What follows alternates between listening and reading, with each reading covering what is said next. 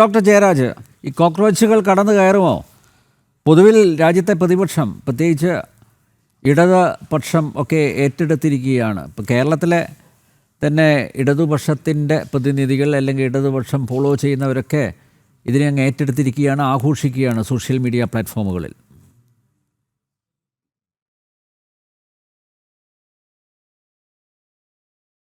എൻ്റെ ശ്രദ്ധയിൽ അങ്ങനെ പെട്ടില്ല. പക്ഷേ ഇതിനകത്ത് ഇതിപ്പോൾ ഇന്നലെ കുരുത്ത തകര എന്നൊക്കെ പറയുന്നതൊക്കെ ഇന്നലെ ഉണ്ടായ പ്രതിഭാസമാണ്. ഈ പ്രതിഭാസത്തിൻ്റെ പിന്നിൽ പ്രവർത്തിച്ച ആരാണെന്ന് നോക്കുമ്പോഴാണ് ഏറ്റവും രസകരമായ വസ്തുത. ഇതേ ബോസ്റ്റൺ യൂണിവേഴ്സിറ്റിയിൽ 30 വയസ്സുള്ള അഭിജിത്ത് ദിപ്കെ എന്ന് പറഞ്ഞിട്ടുള്ള ഒരാൾ മാത്രമല്ല, അദ്ദേഹം ആം ആദ്മി പാർട്ടിയുടെ പൊളിറ്റിക്കൽ സ്ട്രാറ്റജിസ്റ്റ് ആയിരുന്നു. അവിടെയാണ് നമ്മൾ നോക്കേണ്ടുന്നത്. ഇത് എങ്ങോട്ടാണ് പോക്ക്? ആം ആദ്മി പാർട്ടിക്ക് ഉള്ള റൂട്ട്സ് രാജ്യത്ത് നിന്ന് വിട്ടുപോകുന്ന ഒരവസരത്തിൽ വേറെ ഏതെങ്കിലും രീതിയിലൂടെ ഈ പറഞ്ഞ കണക്കല്ല നേരിട്ട് ഫൈറ്റ് ചെയ്യാൻ പറ്റാത്തപ്പോൾ പിന്നിൽ നിന്ന് ഫൈറ്റ് ചെയ്യുക എന്നുള്ളൊരു തന്ത്രമായിരിക്കാം ഇവർ US വഴി. ഈ പറഞ്ഞ ഫോളോവേഴ്സൊക്കെ ഏത് ചാറ്റ് ബോട്ടുകൾ വിചാരിച്ചാലും ഉണ്ടാക്കിയെടുക്കാവുന്ന ഫോളോവേഴ്സാണ്. പിന്നെ ഇവർ പ്രകടിപ്പിക്കുന്നവർ ഇത് വിമർശിക്കാൻ ആർക്കും കഴിയുന്നേ, ഒരു ഭരണകൂടത്തിനെ വിമർശിക്കാൻ ആർക്കും കഴിയും. പക്ഷേ അതിന് ക്രിയാത്മകമായ നിർദ്ദേശങ്ങൾ നടത്താൻ ജെൻസിക്ക് ചിലപ്പോൾ ഇത് അപ്പീലിംഗ് ആയിട്ട് തോന്നും. പക്ഷേ ഈ പറയുന്ന വ്യക്തി, ഇതിൻ്റെ ഹെഡായിട്ടുള്ള ആൾ, ഇത് നിയന്ത്രിക്കുന്ന ആൾ ജെൻസിയിൽപ്പെട്ട ആളല്ല. അദ്ദേഹം ജെൻഎക്സിൻ്റെ പ്രതിനിധിയാണ്. ജെൻഎക്സിൻ്റെ പ്രതിനിധിയായിട്ടുള്ള ഒരാളാണ്. ജെൻസികളുടെ അടുത്ത് അഡ്രസ്സ് ചെയ്തിട്ട് ജെൻസികളെ എങ്ങനെ മാനിപ്പുലേറ്റ് ചെയ്യാമെന്നുള്ളത്, he's a very good manipulator. ഒരു ബ്ലാക്ക് സറ്റയറിൽ തുടങ്ങി. സാധാരണഗതിയിൽ ഇതൊരു പഴയ വീഞ്ഞാണെന്ന് നമുക്ക് കൂടുതൽ സൂക്ഷ്മമായി നിരീക്ഷിച്ചാൽ മനസ്സിലാവും. കാരണം ഞാൻ കൊല്ലം ഫാത്തിമ മാതാ നാഷണൽ കോളേജിൽ പഠിച്ച ഒരാളാണ്. അവിടെ SFIയും KSUവും ABVPയും AISF എല്ലാം ഇലക്ഷൻ സമയത്ത് അതിശക്തമായ പൊളിറ്റിക്കൽ മാൻഡേറ്റുമായ ചർച്ചകളും മീറ്റ് ദ കാൻഡിഡേറ്റും ഒക്കെ നടത്തുമ്പം അവിടെ ഇതിലൊന്നും പെടാതെ അവിടുത്തെ ചില കല്ലുകളുണ്ട്, പഞ്ചാരക്കല്ലെന്നൊക്കെ വിളിക്കുന്ന കല്ലുകളിലിരുന്ന് സമയം കൊല്ലുന്ന ചില ചെറുപ്പക്കാർ, അവർ ചില മോഹനസുന്ദര വാഗ്ദാനങ്ങളുമായിട്ട് അവിടെ അതിനടുത്ത് കർബലയിൽ ഒരു എരുമക്കുളമുണ്ട്. ആ എരുമക്കുളം സ്വിമ്മിംഗ് പൂളാക്കി മാറ്റും എന്നൊക്കെ പറഞ്ഞിട്ട് ലഘുലേഖകളൊക്കെ അടിച്ച് നോട്ടീസൊക്കെ അടിച്ച് അവർ ഇലക്ഷന് ഫീൽഡ് ചെയ്യാറുണ്ട് കാൻഡിഡേറ്റ്സിനെ. അത് അവർ പറയുന്ന ഒരു തമാശ എന്നുള്ള രീതിയിലാണ്. അവരുടെ ഒരു സാറ്റയർ എന്ന് പറയുന്നത് അതൊരു സാറ്ററിക്കൽ മൂവ് അല്ല. അത് ശരിക്കും അതൊരു അരാജക പ്രവണതയാണ്. അത്തരത്തിലുള്ള ഒരു അരാജക പ്രവണത തന്നെയാണ് ഇവർ കാണുന്നത്. പിന്നെ ഇവർ അഡ്രസ്സ് ചെയ്യുന്ന ഇഷ്യൂസ് നമ്മൾ കാണാതിരുന്നൂടാ. അതിനകത്ത് അവരുടെ കാര്യം എന്ന് വെച്ചാൽ അവർ മുതിർന്ന പൊളിറ്റിക്കൽ ലീഡേഴ്സുമായിട്ട് ഓപ്പൺ ഡയലോഗ്സ് വേണമെന്നുള്ളതാണ്. ഇത്തരം വിമർശനങ്ങൾ ഉന്നയിക്കുന്നതിനേക്കാളും ഉപരി ഇതിങ്ങനെ ഡിസല്യൂഷ്മെൻറ്റിലോട്ട് പോകുന്നതിന് പകരം മുതിർന്ന ലീഡേഴ്സുമായിട്ട്, എല്ലാ പാർട്ടിയുടെയും രാഷ്ട്രീയ നേതാക്കന്മാരുമായിട്ട് അവർ ഓപ്പൺ ഡയലോഗുകൾ നടത്തട്ടെ. ഇങ്ങനെ ഒരു അരാജകത്വം പ്രോത്സാഹിപ്പിക്കുന്നത് കൊണ്ട് രാജ്യത്തിന് ഗുണമൊന്നും ഉണ്ടാകാൻ പോകുന്നില്ല. ഇത് ചാറ്റ് ബോട്ടുകൾ വഴി ഇപ്പോൾ ഒരു പാട്ട് ഹിറ്റാക്കാനോ ഒരു സിനിമ ഹിറ്റാക്കാനോ ഇത്ര മില്യൺ വ്യൂവേഴ്സ് ഉണ്ടെന്നൊക്കെ പറഞ്ഞ് നമുക്കറിയാമല്ലോ എങ്ങനെയാണ് അതൊക്കെ ചെയ്യുന്നതെന്ന്. അല്ലെങ്കിൽ നമുക്കൊരു ബാർക്ക് റേറ്റിംഗ് ഉണ്ടാക്കിയെടുക്കുന്നത് എങ്ങനെയാണെന്ന് നമുക്കറിയാമല്ലോ. അതുപോലെ ചാറ്റ് ബോട്ടുകൾ ഉപയോഗിച്ച് വേണമെങ്കിൽ ഇതിനെ ഒന്നിനെ 10 ഇരട്ടി കാണിക്കാനോ അല്ലെങ്കിൽ അതിൻ്റെ ഇരട്ടി ചെയ്യാനും, അല്ലെങ്കിൽ ചില റൂമുകളിൽ ഇപ്പോൾ ഇന്തോനേഷ്യ, മലേഷ്യ പോലുള്ള ചില സ്ഥലങ്ങളിൽ ഇരുന്നുകൊണ്ട് ഒരു രാഷ്ട്രീയ പാർട്ടിയുടെ അല്ലെങ്കിൽ ഒരു പ്രത്യേക പ്രൊപ്പഗൻഡയുടെ അത് മൾട്ടിപ്പിൾ ടൈംസ് ഇത് ചെയ്യുന്ന ആളുകളുമൊക്കെ അവർക്ക് പൈസ കൊടുത്തിരുത്തിയിട്ടുണ്ട്.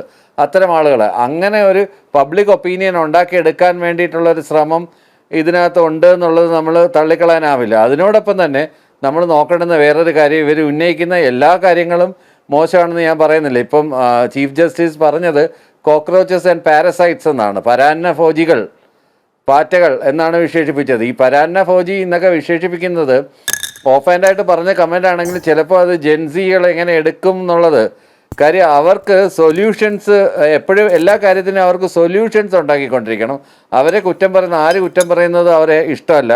അപ്പോൾ അങ്ങനെ ഒരു പ്രത്യേക കാറ്റഗറിയിൽപ്പെട്ട ആളുകളാണ് ജെൻസികൾ. അതുകൊണ്ട് അവർ ഒന്ന് തൊഴിലില്ലായ്മ, 2 ഫുൾ ടൈം ഈ പറഞ്ഞ കണക്കല്ല മൊബൈലിൽ കളിച്ചുകൊണ്ടിരിക്കുന്ന എന്ന് വീട്ടുകാരും നാട്ടുകാരും എല്ലാം ആക്ഷേപിക്കുന്ന തലമുറ, തല കുമ്പിട്ട് മാത്രം നടക്കുന്നവർ, തല ഉയർത്തി ജീവിക്കാൻ മടി കാണിക്കപ്പെട്ടവർ എന്നൊക്കെ നമ്മൾ വിളിക്കുമ്പോൾ പോലും അവർ ഡിജിറ്റലി നമ്മളെക്കാളുമൊക്കെ കുറച്ചുകൂടെ ലെവൽ കൂടുതലാണ് അവരുടെ ഡിജിറ്റൽ സ്കിൽസ് എന്ന് പറയുന്നത്. ആ സ്കിൽസിനെ ഫ്രൂട്ട്ഫുള്ളായിട്ട് ഉപയോഗിക്കുന്നതിന് പകരം അവരെ എങ്ങനെ ഡിസ്ട്രക്റ്റീവായിട്ട് ഡീജനറേറ്റീവായിട്ട് എങ്ങനെ ഉപയോഗിക്കുക എന്നുള്ളതിൻ്റെ ഒരു റിസർച്ചിൻ്റെ ഭാഗമായിട്ടാണ്. ഇതൊരു ആഗോള ആസൂത്രിത തന്ത്രം തന്നെയാണ്.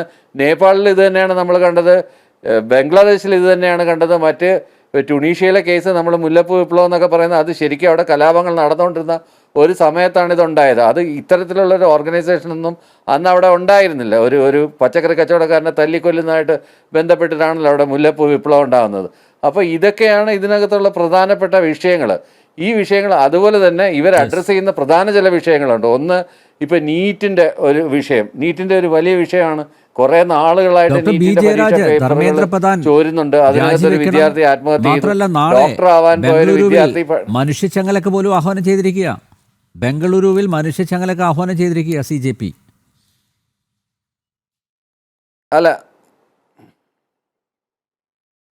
അല്ല അതല്ല, ഇപ്പോൾ ഒരു ഇഷ്യൂ, ഇപ്പം രോഹിത് വെമുലയുടെ കേസാണെങ്കിൽ ശരി തന്നെ, ഡൽഹി പെൺകുട്ടിയുടെ കേസാണ്. ഡൽഹി പെൺകുട്ടിയുടെ കേസ് ഏറ്റവും കൂടുതൽ സ്കോർ ചെയ്യുന്നതും രാത്രി കാലങ്ങളിൽ ഞാൻ ഡൽഹിയിൽ നിൽക്കുന്ന സമയത്ത് നല്ല തണുപ്പത്ത് സ്ത്രീകളൊക്കെ പോകുന്ന കണ്ട് അവർ മെഴുകുതിരിയും കൊണ്ട് കത്തിക്കാൻ വേണ്ടിയിട്ട് ആ ഡൽഹി പെൺകുട്ടിയുടെ വിഷയം, ഡൽഹി റേപ്പ് കേസുമായിട്ട് ബന്ധപ്പെട്ട് ഞാനന്ന് ചൈനയിൽ പോയപ്പോൾ എന്നോട് ചോദിച്ചത്, are you coming from New Delhi, the rape capital of India എന്നാണ് എന്നോട് ചോദിച്ചത് അവിടുത്തെ ആളുകൾ എയർപോർട്ടിൽ വെച്ചിട്ട്. അപ്പോൾ അതുപോലെ അങ്ങനെ ഒരു ഇമേജ് പാശ്ചാത്യ ലോകത്തിന് മുമ്പിൽ നമുക്കെതിരെ നമുക്ക് ഉണ്ടാക്കി കൊടുക്കുക. അതിനകത്തൂടെ ശ്രമങ്ങൾ നടത്തി നമ്മൾ പലതരത്തിലുള്ള സമരങ്ങൾ നമ്മൾ കണ്ടു. ആ സമരത്തിലൂടെയൊക്കെയാണ് ആം ആദ്മി പാർട്ടിയുടെ ഒരു ഇതെല്ലാം തൂത്ത് വൃത്തിയാക്കുക, അഴിമതി കാണിക്കില്ല എന്നൊക്കെ പറഞ്ഞിട്ടാണ് അവർ വരികയും അവർ അങ്ങേയറ്റത്തെ അഴിമതിയുടെ ചെളിക്കുണ്ടിൽ വീഴുകയും ഒരു ബ്യൂറോക്രാറ്റിക് അപ്പുറത്തൊന്നുമല്ല ആം ആദ്മി പാർട്ടിയുടെ മീറ്റിയോറിക് റൈസ് എന്ന് മനസ്സിലാക്കുകയും ചെയ്തു. പിന്നെ ഇതിനകത്ത് വേറൊരു കാര്യമുണ്ട്, വർദ്ധിച്ചു വരുന്ന ജനരോഷത്തിന്, അത് യുവാക്കളുടെ ജനരോഷം,